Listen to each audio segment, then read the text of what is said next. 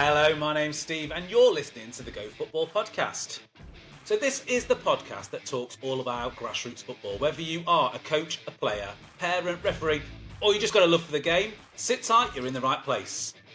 So on the lineup this week, something a little bit different, I have got a special guest. So please welcome Kev Weir.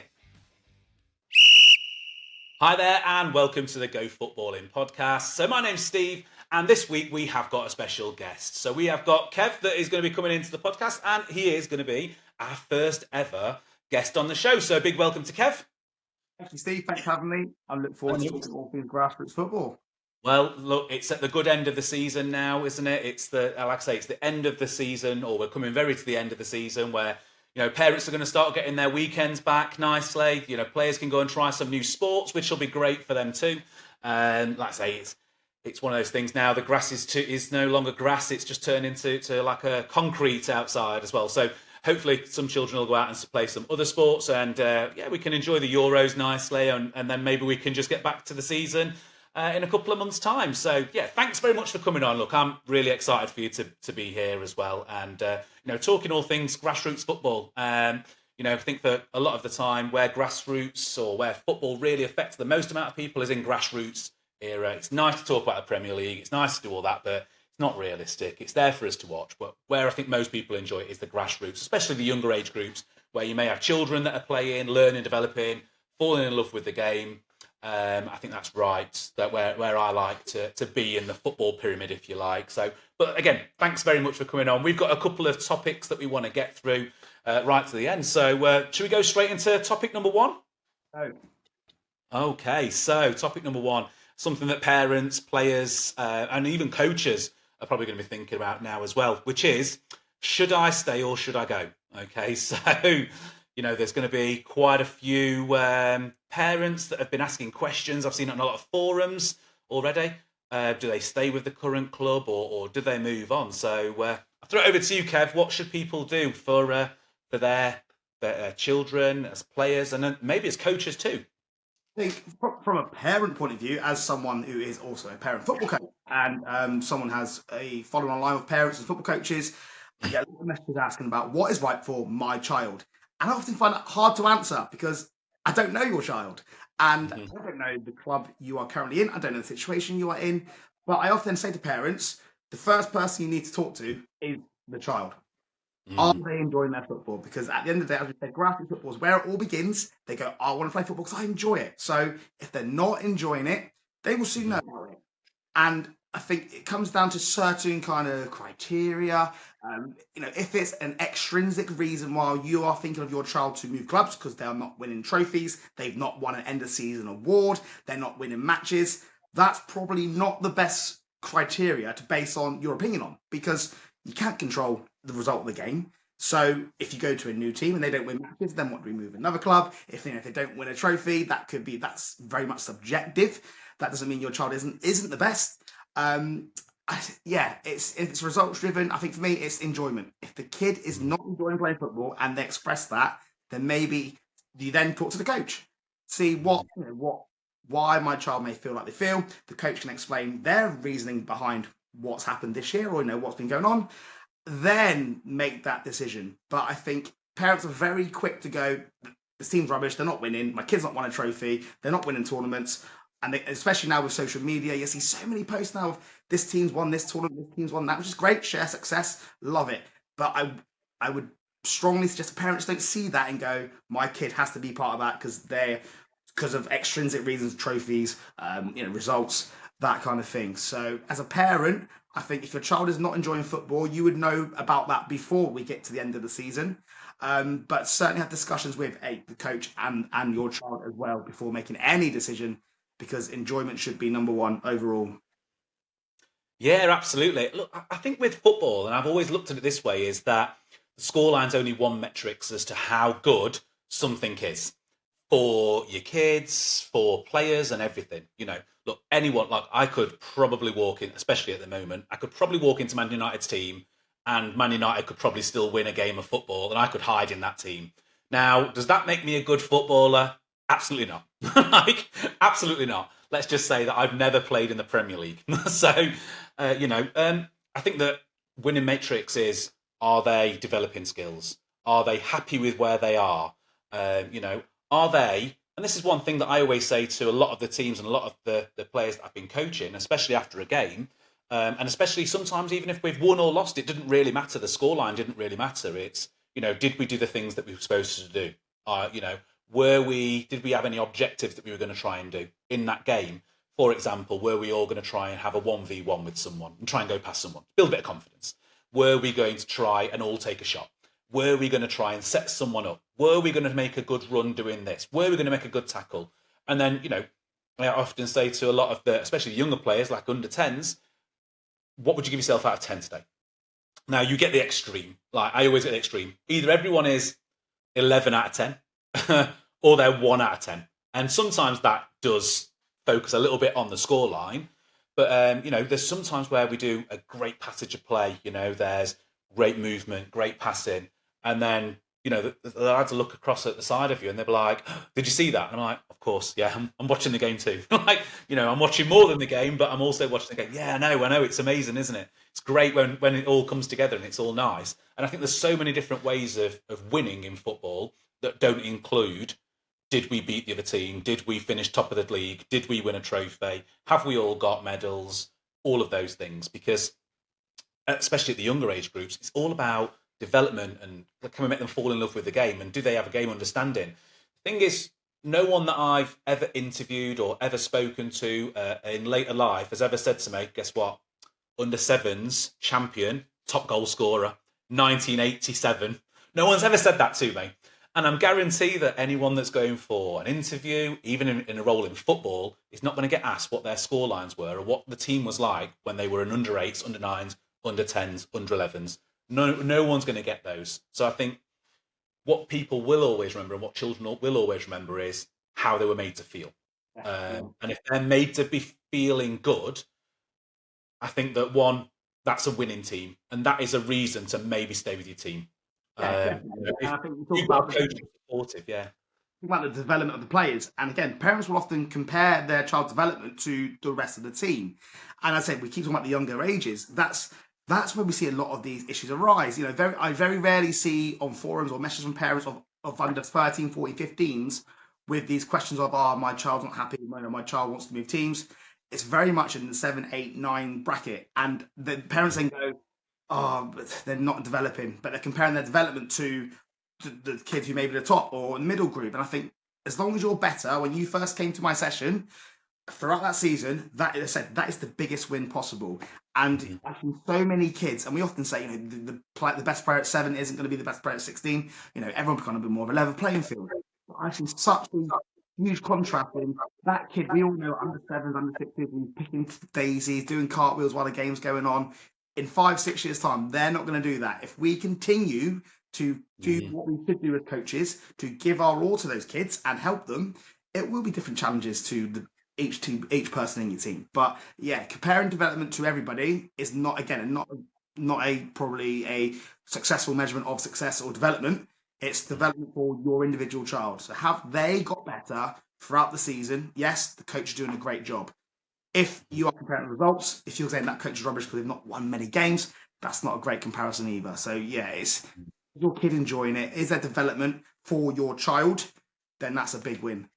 Yeah, absolutely. And, children, they don't just develop at different ages. They're just at different levels of maturity, maturation, all the different things that go along there. They're all at different stages. There's a brilliant course. I did the Talent ID level 1, which, anyone can go on to the FA's website and they can do it too as well. So it's not a secret remedy or anything like that. Anyone can go and do that actual course. But it talks about chronological ages as well, actual ages.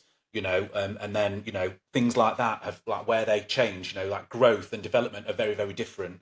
Same as maturity and development, very different. Sometimes you'll get a player who was really, really good and then all of a sudden starts growing and, becomes clumsy because their brain's not caught up with what their body's doing too. So sometimes you get that at different ages all the way through. And again, different measure. I would always say for anyone that's thinking of moving their child, and by the way, I completely agree with most of the people that are looking at moving their child from club to club, generally right at the younger age group as well, which kind of confused me a little bit when when I keep looking at it, and I'm like, they're under sevens, and I'm thinking, well, that's one thing. Is they're all at that younger age group, and I would say if they are enjoying themselves there, they're falling in love with the game, they're getting treated equally by the coaches, they're hearing positive reinforcement from the sidelines from everyone that's there as well, not just their parent, but they're hearing all the other parents that are also saying really positive things.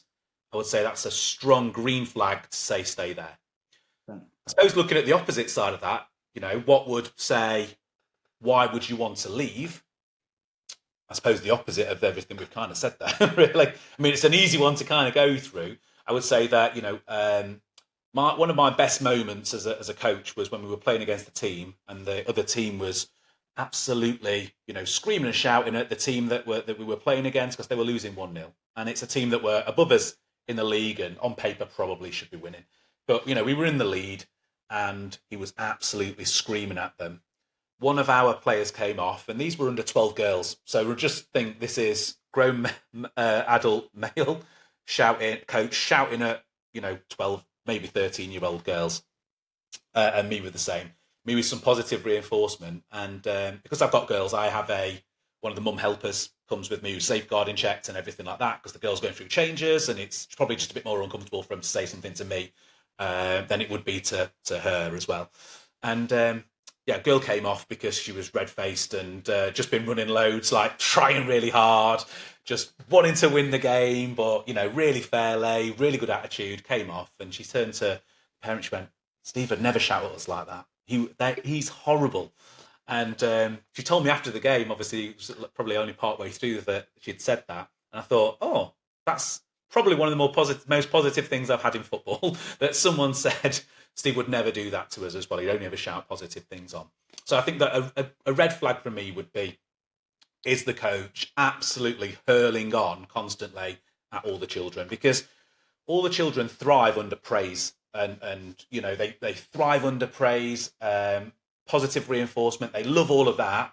As soon as you say something negative to them, it's like you might as well like hit them with a brick. It stops them from doing things. And sometimes I've seen teams where it's obviously the coach is the dad of one of the kids, and the kid's crying on the pitch. And I'm thinking, you're making your own child fall out of love with the game. That's not a great thing to have. But that's what I would say is, if your coaches are treating you unfairly, especially at the younger age groups, of not equal play time, not fair playing time, not helping develop, and is basically we need to win at all costs at under sevens, then he's not there or she's not there for the benefit of the children. It's they're there for the benefit of themselves to say that they're winning, or there's another motivating factor there as to why they're a coach. And I'd say that's a red flag. And I'd say that if in some of those situations, sometimes that'd be a consideration for thinking about moving as well. What are your thoughts on the red flags for not being there? I think you talk about the screaming and shouting. I think football coaching is the only kind of environment where people see that and go, that's passion, that's good, they show they care. And I'm like, no, I'm a primary school PE teacher. If I talk to the kids like that, I get sacked. But in football, it's allowed. And they say, I've heard coaches swearing at kids, smoking vape on the sideline, and you think, how no other kids' environment is that acceptable? But football, it's passion. It's passion. It's not passion. And I think, I know the topic is kids moving teams, etc. But many kids who don't move will just have that one or two football coaches in their experiences. So if that's all they've had, that's all they get. And from my personal experience, so I currently coach under nines. My son's in that team, but from my experiences, I work with the 4 to 7 year olds in our grassroots club. And then I work with a parent to set up the under 8s, because we don't have under 7 teams. We have under 8s are the first kind of official teams who play against other clubs. And what I will find in those younger ages is parents will go, oh, it's not real football, because they're cowboys or astronauts dribbling around an area. They think that's not real football. So then they'll go to this next thing because they play in real teams, get real kits. And the under 9s have now, they've seen me go from that 4 or 5 year old being astronauts to cowboys to now actual structured themes sessions based on principles of play. So they see that progression from me as a coach, what my sessions developed over the years, and they can see actually that's actually benefiting my child? And then I just said, when they go to these other tournaments, they see the other coaches and play other matches, they see that and go, oh, I can see why. Because I'm very upfront and honest with my parents. I will tell them exactly what I expect from them, as we're going to touch upon later, and consistently remind them of why we're doing what we're doing. So why do I give equal playing time? Why do we rotate positions? Why do I not scream and shout on the sidelines? Why does it look like often I'm not talking to the kids, well, I'm doing it one-to-one, as a drive-by as sessions going on. So parents may not see other coaches in action, so they'll go, oh, that's normal. But it's not normal.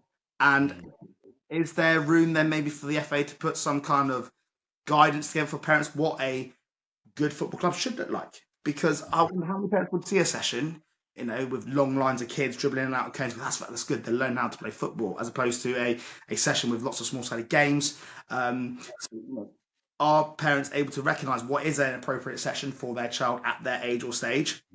So for me, that's another red flag. The sessions, are they running laps? And then again, one long line of kids playing a 1-2 with a coach. I've seen coaches like joining in, like playing in goals. The kids are shooting against the adult in the goal. I'm like, okay, this is a bit daunting. But yeah, certainly the communication is, and this may sound wrong if it gets soundbited and clipped, but often coaches can be quite negative, but they don't mean to be. So what I mean by that is they'll have a session, and so you mentioned earlier about the passage of play, and we praise that. But let's say they have a nice pattern of play and the shot goes off target. They'll then critique the shot off target as opposed to the positive of the bit of a play. So coaches then may seem negative because they're always trying to give feedback and correct errors, but miss the positives. So I think if we focus on the positives, you then get a better outcome. So yeah, often negative, but again, the coach may not realise they're doing it. Screaming and shouting, session design, because we're in an era now where you can just go on YouTube, go on TikTok, go on social Instagram, you can find a football session. The fact that we still see sessions where the kids stood in long lines, still running laps around a football pitch, still doing bleep test. What are we looking at? What content are people consuming? I've never been able to course where they go, I'll do the bleep test or run laps around. So I think there's certainly room for both coaches and parents to recognise, where we can do better.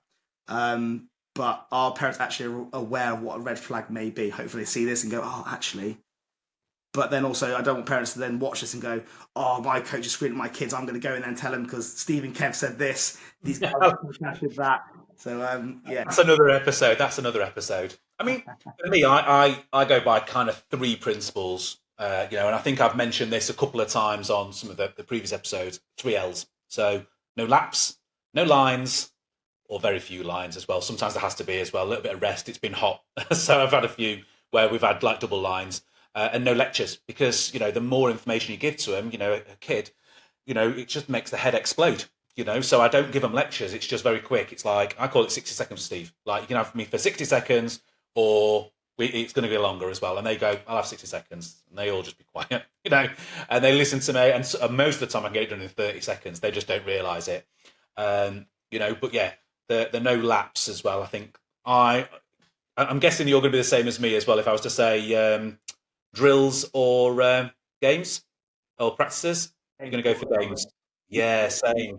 I've done the video on that saying don't use drills, and then I get the comments going, "Oh, but my kids love drills." I said, "Okay, tell me what drill your kids like," and they'll explain it. And it's a game. Kids love competition. Kids love playing. So for me, I think the simple way of explaining it: drills are single outcomes with very minimal or little decisions to be made. And that's not football. It's chaotic, multi-directional, multiple decisions need to be made at speed. So if we replicate that, then you get the whole, oh, my kids are great in training, but in the match, they don't do it. You go, probably because it doesn't look like what you're trying to do on a Saturday or Sunday. Yeah. But yeah, absolutely. The 3 L's are a great starting point. And then people say, oh, my kids love laps. And I think laps are, they're earlier. Laps is a warm to increase your heart rate. So are you really increasing your heart rate by doing laps? No, kids are, it's social. They're jogging around having a chat about school, which I guess the social aspect's pretty cool. But, if we're going, oh, it's a good warm up for, physical warm up, and it's probably tag is probably the only game I think is absolutely elite for any age. Mm-hmm. Yeah, absolutely. Thing is with the laps, and this is what I've said to a few players before, where they've said, why don't we do laps? And it's like, well, how far is it around the pitch? Look, so we just look around the pitch and I go, are you going to run at that one pace around the pitch at any time in the game? Very rarely. Maybe you might run that pace from a centre back in an 11-a-side game to the box for a corner or a free kick or a set piece. You might run that distance up at that pace. But, most of the time it's intervals. It's going to be sprints followed by jogs, followed by walks, followed by sideways movement. So it's completely different. The movement doesn't really fit them. I do sometimes, and the way that I explain it to parents when they ask that is, imagine you've got technique on one side of the scales and you've got skills on the other side. Skills is, can you do it in a game? Technique is, do you know how to do it? So can you pass? Can you do it in a game? Yes, you have to practice, can I kick a ball properly? And then you go all the way through to, we're playing a small-sided game, which is about passing. We've got to be somewhere along that scale that kind of suits them, and we need to be a good balance between technique and skill. That's kind of how I explain it to parents. And most of the time, when I've mentioned a scale, I think they think that I know what I'm talking about, and they just go, "Okay, we believe you, we believe you." So I suppose that's probably enough on the first topic. Then I mean, for I would say for most people that are thinking of leaving, just consider the reasons for it. For me, and if you're thinking of staying, you've probably not had any thoughts or anything negative happen, or maybe there's another mitigating factor. Maybe there's the only team in the town that you can go to, or it's the only time that works for you as parents, which often happens sometimes, or that's where all my school friends go because it's all from school as well. So, what are your thoughts on that then? You're thinking along the same lines? Yeah, definitely. I think other commitments come into it as you get older, and maybe other sports instead. There's so many. There's even more opportunities now for children to play football outside of grassroots. So you've got JPL. They may actually join an academy. I was going to say a real academy, but I don't want to start that one just yet. Oh, not yet. But so there's many reasons why a parent might want to change for legitimate reasons. Again, they might move school, move house, move town. So we're not. I wouldn't say it's frowned upon moving. I would say it's more regular now than it probably was previously. But I think first and foremost, is your child happy? If you can get to training, then keep going. If not, then certainly see what else is out there. But don't just jump ship to the first team because they win trophies. Certainly go out and explore. Go and talk to the club. What's the ethos? What's your club philosophy on playing time? Or so if you're leaving because your kid's not playing, you go to a new club. Ask that up front, because hopefully they will go, we give equal playing time or equal opportunities if we're in the older ages. Yeah, absolutely. That'll take us nicely on to the next topic as well. I suppose we were going to look at the next topic, which kind of blends in with the one we've just been talking about, really, which was, is this team for me? For a lot of players, like, are they at the right team and are they with the right team? And I think we've covered a lot of the points too, but, I think that, like I say, the fun, development, the skills, are they there to just get fit? Are they there just because it's a recreational activity that they've got to do? And sometimes, parents will say, you've got to pick something. You've got to do something to get out of the house. Get off the computer, get off the Xbox, get off the PlayStation, go and find something else to do. I think that's good. And I think that just trying to find the balance of what it is that you're really looking for. If your child is very competitive and is one of those that is, look, I want to be in a competitive team where I'm massively challenged all the time, that's great. At the younger ages, I don't think that really needs to be the case. And I think that maybe parents should be going, fall in love with the game, like the game, and we'll keep buying you new boots every season whilst your feet are growing until you get there too. But I think that also the opportunities that they get, sometimes some coaches I always find are a little bit precious about some of their players. They want to keep a core of them.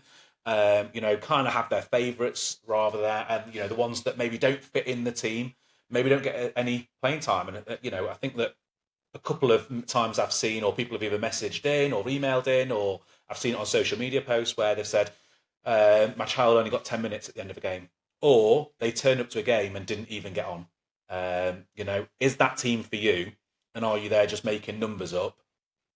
If you are, and you're happy to be making numbers up because you just like the training, I've got some players that come to training only, and they don't play games, and they don't play games because they know it's a struggle for them, and their parents have had that chat with them, which has been great, but don't want to lose anyone to football either. So come to the training only sessions and just train with us.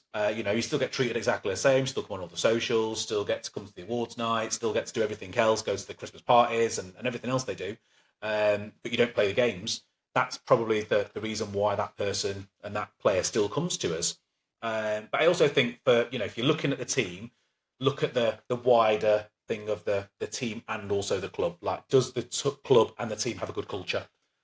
If it does, and it fits in with your kind of culture of respect from the sideline, whether that is, something that's really positive on the sideline or really negative, if it fits you, I think that is kind of a call in to say this is probably the right team for you. And happiness is probably the key thing for it too. Again, I don't think that trophies, medals, and everything are the best thing for everyone. Do we like to be competitive? Yeah, absolutely. Like, we like sharing success. We like it when kids go and score a goal and they score their first goal. There's always one clip that seems to come round on Facebook and Instagram and all the other socials too. And it's a little boy running round and mum's filming them and says, "Oh, how's it going?" And he just turns around and he goes, "I'm having the best time ever," like halfway through the game. And I just think, it's probably the best. You're in the right team. That team is for you. Like, you're having the best time ever. And I don't think I saw him kick the ball in the clip either. I think it was more I'm having the best time ever. But I don't think they'd kicked a ball in there too. So yeah, what do you think about that as well? Is this team for you? What's your take on that of the right and wrong thing? I know we've covered quite a few of those bits as well, but anything else on those? Again, it's hard. From the area that I live in and the way football works for us. So in the youngest of ages, we have probably around, I'd say, 10 clubs who have they would have multiple teams per age group. So we don't have any of these leagues. So I'm talking younger ages here. I know in other parts of the country, they will have leagues, even though they're not published or recorded. They must be recorded in some way because they tier them and seed them. And for me, I think the moment we do that, that then gives an adult the chance to go, well, I know that if we win every game, I'm going to be in the top league. So to win every game, I need to pick my best players, my fastest players, my strongest players in those youngest of ages to get to that top team, top league. Then we're in that top league, so I can then, again, even more specify and select kids who are going to keep me in that top league. I don't want any kids who are going to get relegated. So what we do is we arrange a fixture, we'll turn up and we'll go, right, we've got, so let's say it's 5v5, we've got 12 players. They've got 12. Happy days. We'll do 2 5v5 games. And I often say, would you rather, if you split A and a B team, you're then only going to get one evenly competitive game. Whereas if you have 2 mixed teams, you then get 2 evenly matched games. In 5v5, one of most are dominated by 1 or 2 children anyway. But so yeah, the way that works for us, because then we can be inclusive, we can give that equal playing time, because there is no result recorded at all. We'll play, we'll go home, have a great time, play again in a week or a couple of weeks' time, and repeat the process. But as we touched upon previously in the first part, is when you sign up to that team, you should know what's expected of you as the child, the parent, and what you can expect from the coach. Mm-hmm. I'll be very shocked if many go, we're going to win at all costs, we're going to play our best team all the time, we're not going to do equal playing time, equal opportunities, we're going to win every game, so your kid may not play. I'm sure if anyone did do that, I'll be shocked that any parents go, that's for me, that's my kid. Because as you all know, Grassroots is for everybody. And I know that people said there's levels and tiers, which again, when they get older, all for it. But in the youngest of ages, why I struggle to get my head around why we are specialising some over few. So yeah, I think when you sign to any, it's like anything. Before you sign up to anything, you want to know what you're getting back. When you get a new phone contract, a new a mortgage, you know what's expected of you on terms. It's the same in football. And I think how many people actually get the code of conduct and read through it word for word, or I know a lot of them are 4 or 5 pages long, but it's important to know what you're signing yourself up for. Yeah. And also you're signing yourself up for that coach and what their kind of take on everything is. So I always start every season with a message that goes out, and bear in mind, it does go out on WhatsApp so everyone can sort of see it and everyone can kind of do the whole thumbs up, because that, the parents of that I'm coaching as well, still in thumbs up era. So we're still doing that rather than anything else. But but yeah, it explains, especially for the ages where I suppose things become competitive and there are leagues. I talk about fair playing time for all the players that are there. That it's all about development. That you won't see the same starting 11 every single week. That you won't get to start every game. That if you don't come training, that doesn't mean that you're not going to be playing in the game at the weekend. And likewise, a number of other things in there of the reasons why we do that, and that it's to be respect and also just be encouraging. And luckily, I don't get anything back from that. I just get a quick thumbs up. But I've told everyone at the start of the season, set the stall out, set the expectations there, and kind of parents know, like, okay, if it's equal, it's equal, but it's not quite equal. It's just going to be fair.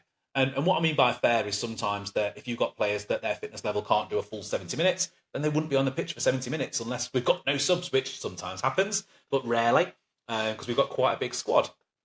And, I think that a good test for that for a lot of coaches is when it's dark, when it's cold, when it's windy, when it's raining, how many players turn up on a cold night? Like, if you've got a full team turning up in those kind of conditions, especially for me where I've got under 14 girls that probably don't want to be out in the cold, wet, dark, snow, all those things, but I was still getting like 15, 16 turning up every week even then. Parents going, Steve, you must be doing something right, because they're all turning up and they're all turning up to and they're all getting better, and we can see they're all getting better and things. So, that's where I set the stall out right at the start of the season to say, this is how the season is going to go. And at the time, they've got the time to exit or not then. Yeah, and I think I think most coaches will do that. They'll go, right, pre-season, this is what we're going to do, bang, bang, bang, and then forget about it. So I think it's really important, if your coaches are setting expectation, to remind parents of that. It may be, so I just said, start the season, everyone's buzzing, everyone's like, yeah, we'll say anything, agree to anything, and then when it gets towards winter time, say it's dark, it's cold, it's wet, and you may make some changes. It's a reminder of, if you've got you said your fair playing time, a reminder of that. So I often try and do it, start the season, winter month, and now start a tournament season. So for under nines, there's trophies on offer, etc. But we still say we may not rotate positions as much because it's a lot of games in a short period of time. But every team will still be playing time. Again, the cup final season, so coaches are like, "Oh, we got to the cup final. What do I do? Do I play my best team?" Or and I always see the same comment: How did you get to the final? Whatever you did to get to the final, keep doing that. Yeah. You do sometimes. I mean, I suppose that you just mentioned there about rotating players. So I do rotate my players, and I always do that and say you've got to learn different positions. Now, there's a few that are absolutely terrified of certain positions. So the last game of the season for my girls, the goalkeeper broke a hand in training. So don't worry, it's in the accident book. And luckily, the welfare officer is one of the mums from my team. So she was there and saw it. So I'm absolutely... I'm watertight. I'm watertight with this one. But we got to the game, and I knew this was going to happen well in advance. And the girls had kind of been asking, like, who's going to go in goal? Who's going to go in goal? Who's going to go in goal? And I got them all, and I was like, girls, you're all going to go in goal today. You're all going to go, and this is how many minutes you're all going to do in goal. And I'm going to set a reminder for all of you. I said, if you let a goal in, I don't care. If you let 10 goals in within that short amount of time you're in goal, I don't mind. If you just want to kick the ball out, it's fine. But we need to have someone in goal for it. We'll do it via a bib. We'll tell the other coach that we're going to be making subs very often, very, very frequently. And the only fair way of us being able to do that is all turn around, get yourself into number order. So they went in literally from player 2 all the way up of working out, because then they could keep a track themselves as to who was in goal next. And they find out anyone go, actually, that wasn't as bad as I thought. Or well, there was 2 that made some great. So there's one girl who has started another sport. She started netball, and the ball came, push, catches it straight away. And obviously, like, them making a save was more important than a goal for us, for that one. And I started making little chants up for them and stuff like that, positive chants, like, you're in goal for the whole season now, like, and things like that. But when she caught it, I was like, oh yes. And what do I do now? I was like, come to the front of the box. I'm thinking, you're under 14 girls, but you've obviously never played in goal, and that's probably a bit of an issue in some ways. Yeah. And there was another girl who made like a triple save one after another. I don't think she knows that she did it. And there was no VO on as well. Everyone saw it. And after the game, I was like, you've got to get a trophy or a medal for this one. That was brilliant. So yeah, I think that rotating players around is always a good thing, really. The And earlier you do it, the so just better. yeah, just Goalkeepers on a people don't want to go in goal. They don't, they're scared. And I think it's so good to do it early on because, as you said, they have that empathy with the kid who plays in goal. And I see so many kids when they first play their first game, and I say everyone's going to play in goal today. Like, no, no, no, no. And I often find the kid who's most scared of doing it, as you said, makes a save, and you're like, oh my god, what a save! That's amazing. They're like, oh yeah, actually, this is pretty good. And we had our previous tournament, and the lads, because I want to go in goal today, and we're like, okay. And in the first minute of the game, the other team were absolutely bombarding the goal, and he was saving everything. It was incredible. It was, I really enjoyed that. So he played in goal again, and they played in the quarter-final, went to penalties. And it's fair. It was quite funny how they had a commentator in the stadium on the microphones, all over the speakers, and he played about 7 penalties, and the whole stadium was chanting his name, and he was unfortunately we did lose it in the end. But the fact that I think that moment would never have happened because a kid who would prefer to go in goal would have played in goal most of the game in most teams. So the fact that the younger we do things, the easier it's going to be later on, where someone like injured or can't play, so you can go, actually that kid's quite comfortable and confident playing goal.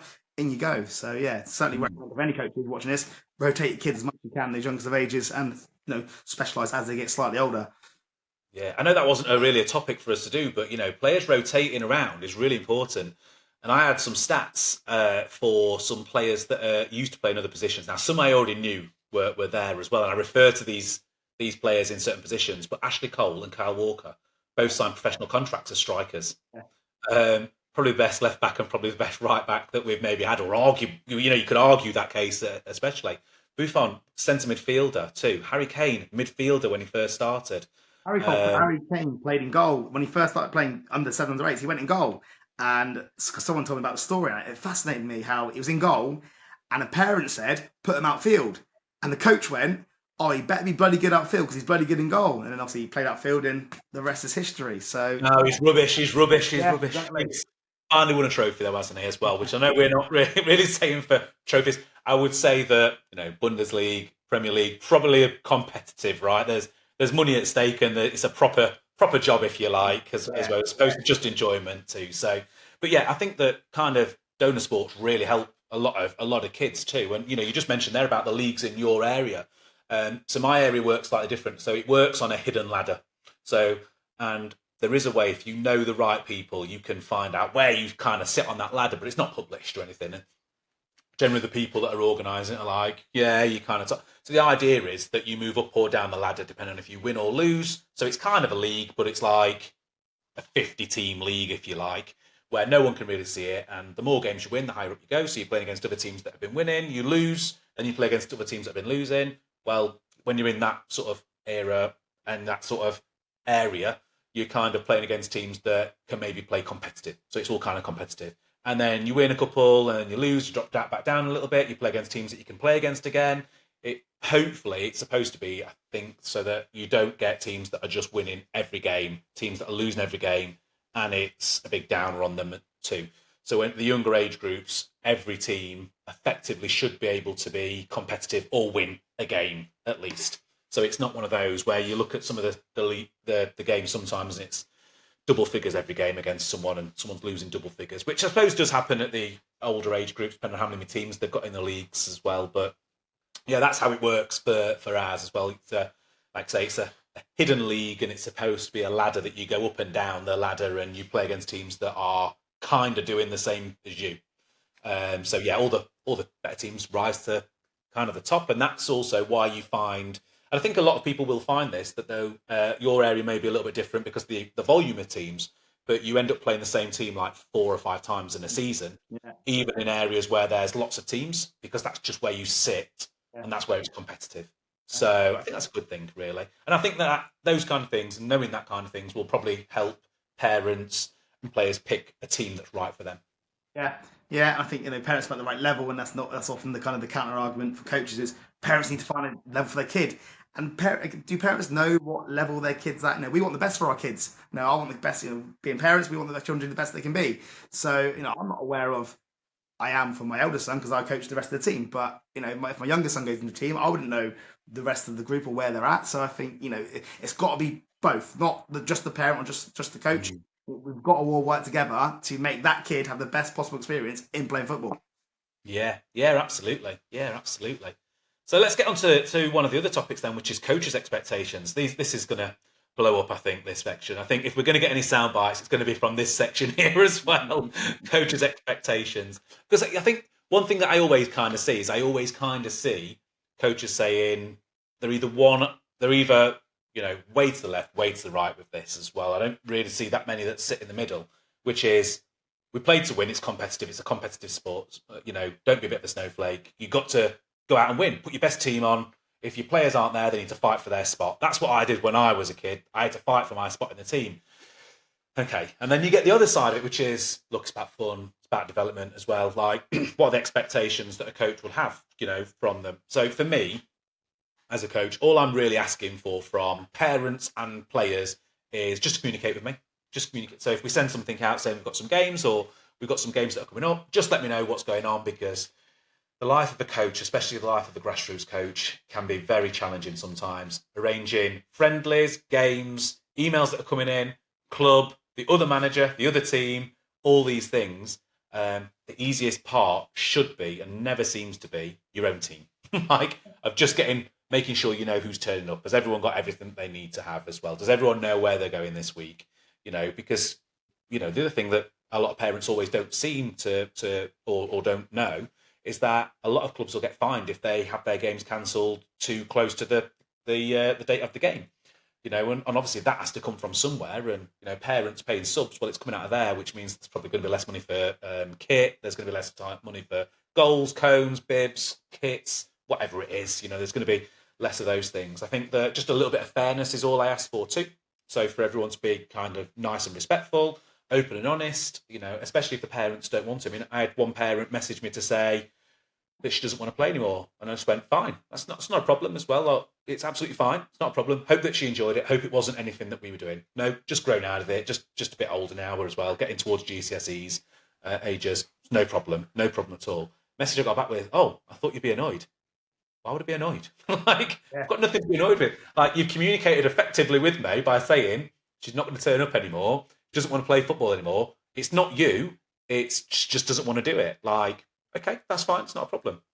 So that's for me. I think for players, I just like a little bit of willing to learn and develop too. And I don't mean that as in you will learn, you will do this, you will do that. But, when we're going through a practice or a small-sided game, just have the right attitude with it, I suppose, really. So, I'm not expecting to turn anyone into Messi or Ronaldo, although it would be really nice to see someone at, Premier League level as well and go, I coach them. So, that would be great to kind of say that, especially if it's a Rooney or a Harry Kane or someone like that, that would be amazing. But, just to come enjoy themselves, kind of develop, kind of have respect and just share the same values that we've got as a club, really, which is like respect, inclusive, make sure everything's nice, polite, those kind of things. That's all I really ask for as a coach. And I think that most coaches would probably be happy with that.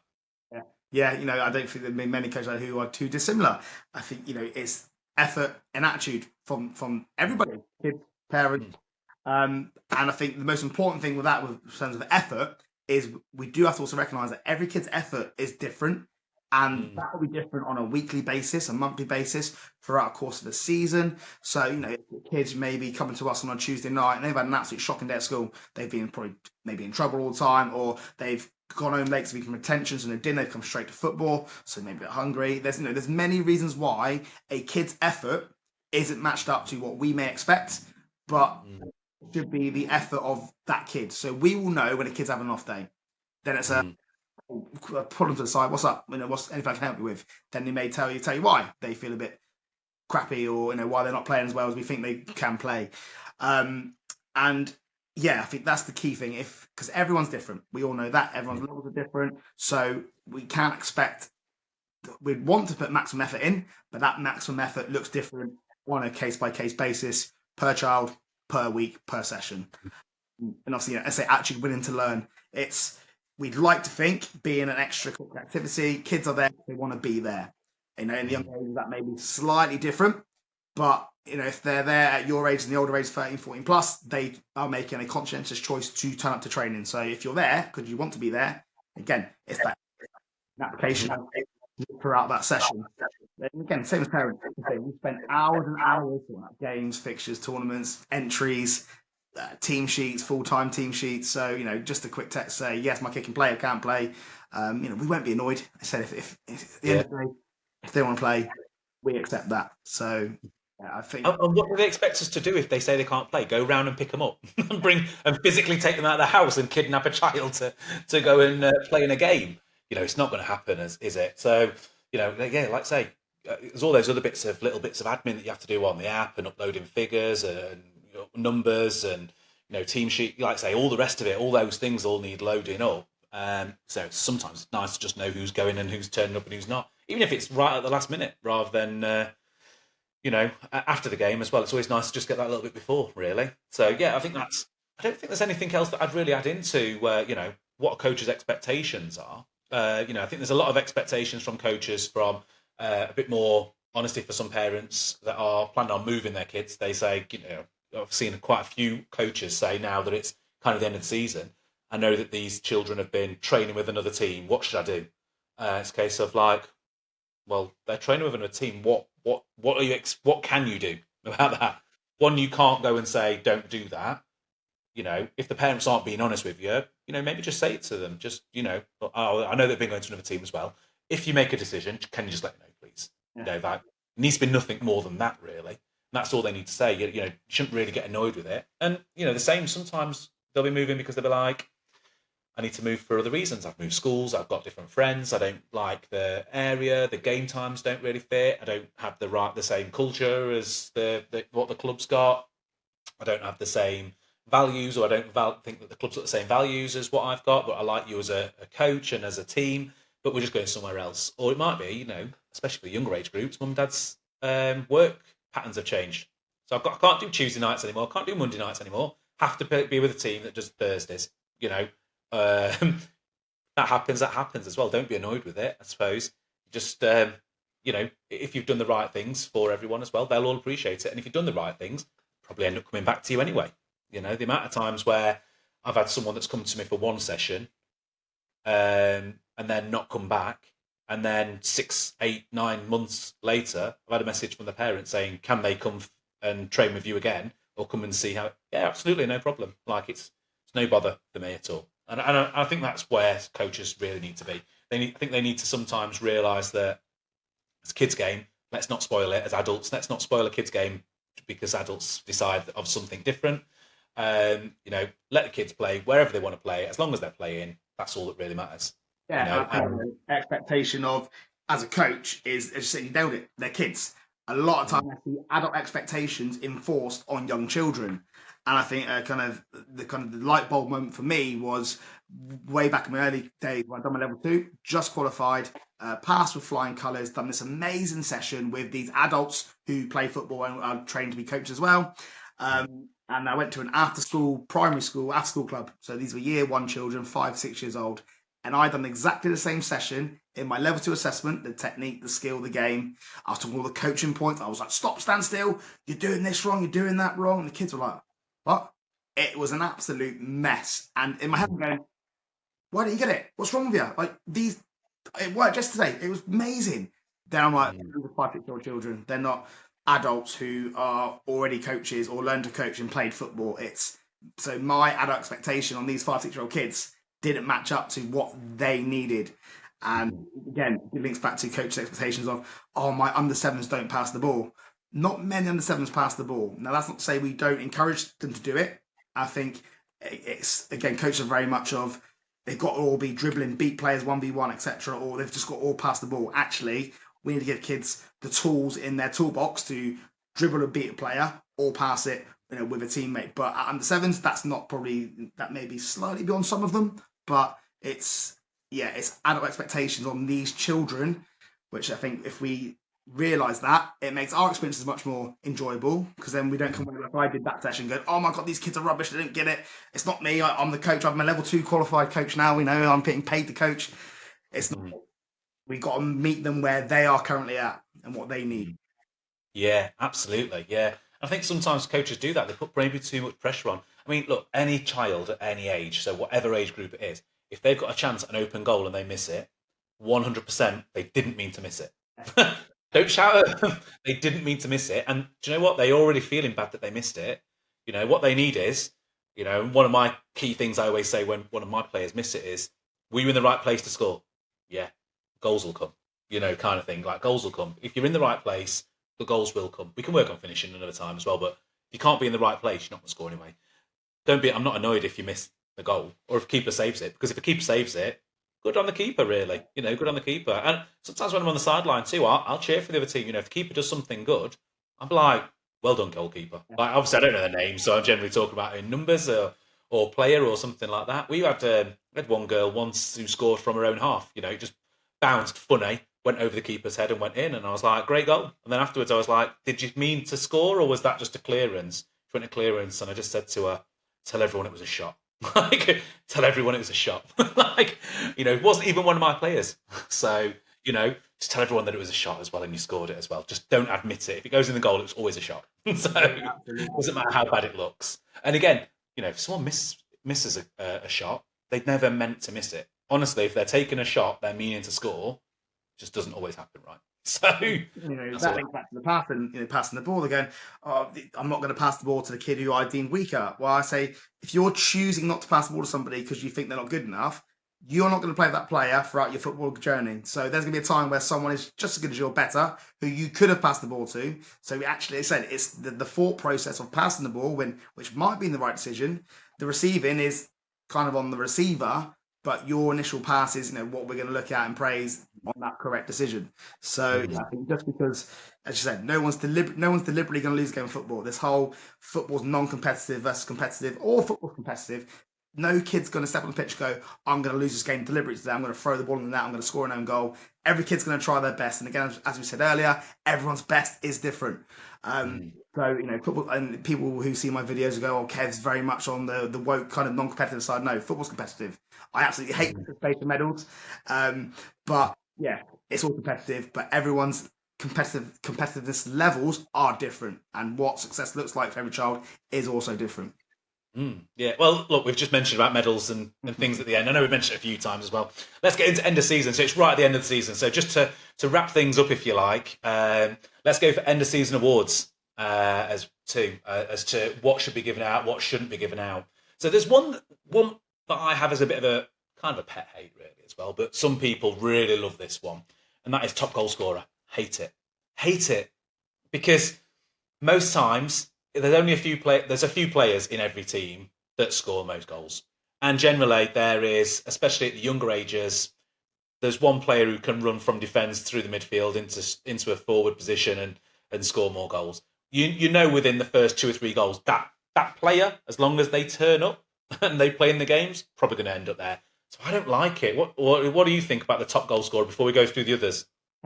So I think, you touched upon it there. In the youngest of ages, because the scores are so vast, and again, it then highlights kids who are kind of steaming ahead early on, and also who's counting an under sevens goal tally.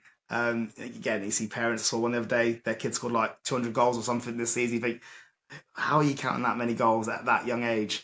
And again,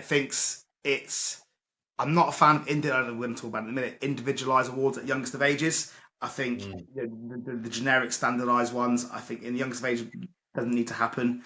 But top scorers get older, absolutely. When it is, you can include, so for example, our adult presentation this year, we obviously had top scorer, but we also have most assists. And I can't remember a time we've ever done that. So, that's good to see. We're recognising the player who's creating the goals as well as the ones who are scoring them. So in the youngest of ages, no, not for me. In the older ages, maybe so. But we're doing that, then what other position, would you do clean sheet award? If that's going to happen, he's going to win it straight away. So, yeah. Well, we did do a safe hands medal for our team, but that was because we knew that the goalkeeper wasn't going to get that one as well. So first time you get a clean sheet, you get a medal. Yeah. So first clean sheet of the thing, and then it's kind of like over and done with. And kind of thing. And we also did the clean sheet one for defenders. So anyone that played a defender that game as well also got one, because we knew that they weren't going to score because they hadn't scored for 4 years. So we knew that they weren't going to score this year. And they knew that, and the parents knew that too as well. So, it was a kind of at the during the season kind of medal award that we kind of gave out to, and that was more of a motivating thing, like that we can keep a clean sheet, and we didn't have the top goal scorer, but we didn't have the top goal scorer because generally I think that a lot of the time when you look at players as well, and I mean the awards that we generally give out, and the awards that I think that most people would look at is players player as well. So the kids all get to pick one. I think that sometimes that can turn into who's got the most mates, who's got the best, who can get on the best with everyone. And sometimes that'll always be the player that scores the most goals anyway, because they feel like, oh no, they're the best player because they're scoring all our goals. Because maybe they don't realise, how much effect they have in the game, and it takes for one player to not be there, and all of a sudden the rest of the team don't work the same. You kind of seen that with Man City, haven't we, with this year? So I think that players player is one for me. Coaches player, I like coaches player of the year. Sometimes people don't like it, and I suppose that sometimes people got two grumbles with this. Is if it's a parent coach, do they pick their own kid, even if they probably deserve it? And that's hard to do. I've not been in that position to do that. But I do like it, but I pick it on different things, and it's generally done on things about attitude and stuff like that. Have they turned up positive? Are they a team player? Are they all those things? Have they been? Maybe have they been close to getting all of the other awards too? Do they make a real difference to the team, and do they bring something different other than goals and saves? Really, parents, player, or spectators, as we call it, spectators award. Is pretty easy to do because that's all done on a MailChimp. So it's just done, goes out, they send it back. We get a list of who it is, and it's kind of anonymous, really. We don't even know which parents are voting for who. But when it is just one person's had one vote and it looks a bit odd, you can probably tell it's they pick their own kid. So you can kind of tell that sometimes. And most improved, I think the most improved is probably the best one, the best award to give. Because not all the same parents are watching the games every single week. Coach is picking probably for different things, but I think the most improved is the player that is gives everyone a chance for winning. Everyone's got a chance of winning most improved, and I like that one. This year we did one that's called also Clubman, which is supposed to be about fair play, like a fair play award. We're supposed to do that one, and I suppose I've got three others, which are all kind of maybe they're alternative awards that people would have as well, but maybe motivator kind of comes under the Clubman as well, but a bit of a motivator. All-rounder, we have had an all-rounder award actually. Last year we did an all-rounder for someone that played in every position on the pitch. So if they played every position out of the 11-a-side game, including goalkeeper, and obviously subs as well, they were in every position, and someone got that one. And then best trainer, because sometimes you have some great trainers. You saw that kind of mentioned earlier. People that are great at training don't always perform in a game as well, and maybe that gets them down a little bit too. So I think that having a best trainer is good, and also it's something to work towards. I think that with the best trainer, a lot of people do have player of the week, so not man of the match, but like they do a man of the match on obviously on games as well, but they also do like a best trainer at sessions, which is kind of like player of the week. I think that a lot of the younger age groups definitely do that, and they have a trophy that generally goes home for a week and comes back. So gets passed from house to house, that one. So what are your thoughts on the awards? So obviously you probably, you mentioned regarding the top goal scorer as well. What do you think about other awards, and where should they all sit, and what should coaches and parents expect? I think it's, again, depending on the ages. For me, youngster ages, if we're going to highlight individuals, can we find a way of highlighting every individual? So, what I've from experience is the youngest age, every kid will get the same kind of trophy. So what I try and do when I do like the end of the speech, I often go, do you know who the best player in the world is? And they'll go, Messi, Ronaldo, Haaland. I go, no.